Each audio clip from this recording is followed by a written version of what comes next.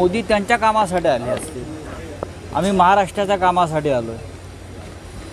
विधानसभा निवडणुकांची तयारी सुरू आहे आणि अर्थात जळगाव किंवा बाजूचे दोन्ही जिल्हे, या जिल्ह्यामध्ये तयारी महाविकास आघाडीची, शिवसेनेची,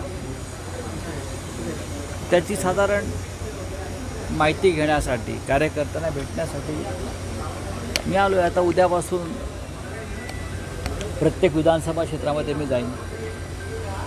काही मेळावे आहेत, काही बैठका आहेत.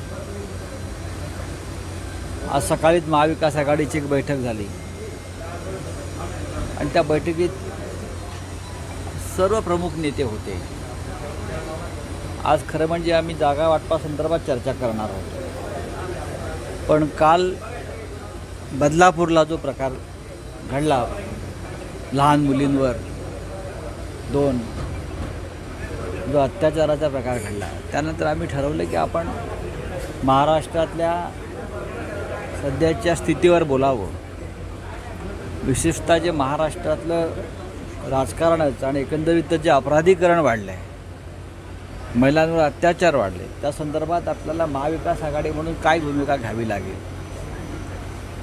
त्यानंतर असं आमचं ठरलं की आपण महिलांवरील अत्याचाराचा आवाज अधिक बुलंद करण्यासाठी 24 तारखेला महाराष्ट्र बंदची हाक द्यावी आणि 24ला आम्ही महाराष्ट्र बंद करतो आहे. महाराष्ट्र बंद पूर्णपणे 24 तारखेला होय.